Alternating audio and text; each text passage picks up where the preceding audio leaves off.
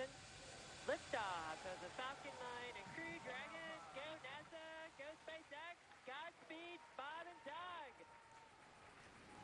America has launched. And so rises a new era of American spaceflight, and with it the ambitions of a new generation continuing the dream.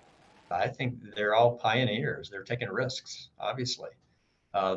And as a result, they're expanding the boundaries for what humans can do.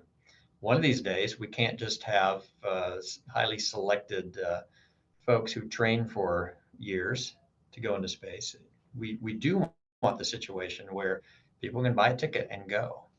And so, William Shatner is a true pioneer, as is everybody else has gone with the private companies.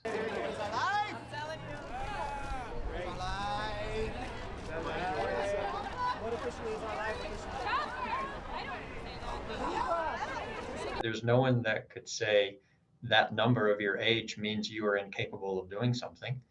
He's going to get the medical tests, the ones that we know about, the ones that we can test out, the ones where we can put him through his paces. And I'm sure the company doesn't want anything bad to happen, so they're going to be very careful about it. But what a great success if it all works out. It brings back a lot of memories. What stands out the most when you're back in the captain's chair? This chair stands out the most. This is an outstanding chair, and I feel very comfortable sitting in it, so I'm not going to get up. The best part of meeting the fans is the fans.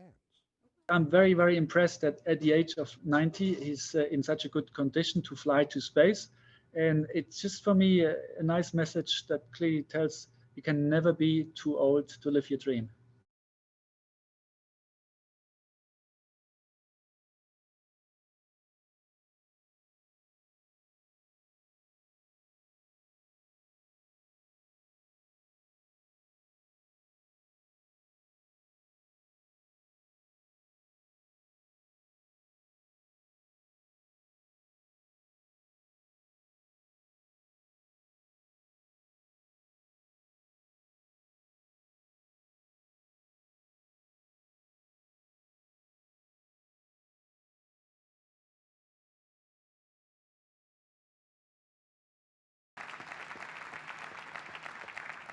Kayla Barron.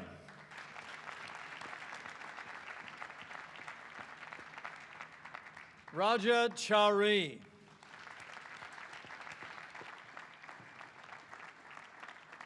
My fellow Americans, I give you the heroes of the future who will carry us back to the moon and beyond, the Artemis generation.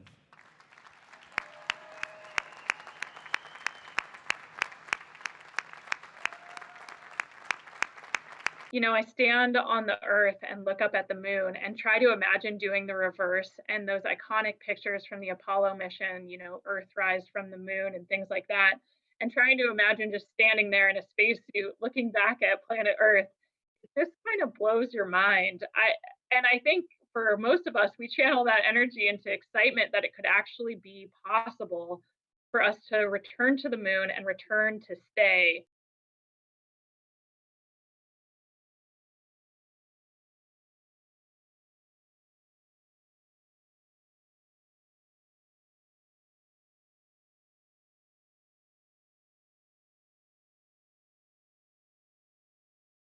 For me, I think what I'm excited about Artemis is not just to go and come back, but to go and stay. And I think that's, for a lot of us, that's been really the goal from the beginning, is to continue moving human presence out, to continue pushing, humans and machines further and further off the planet. And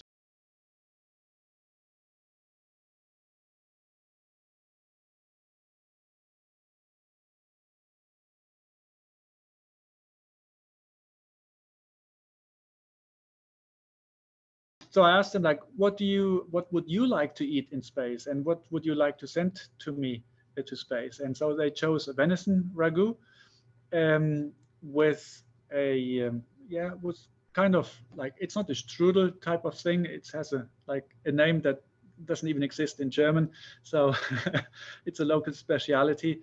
And it has a potato soup with it, and a dessert comes afterwards. So it'll be a splendid dish that I will also offer to my crewmates in space, just to show them like what we eat back home and to give them a little bit of European flavor.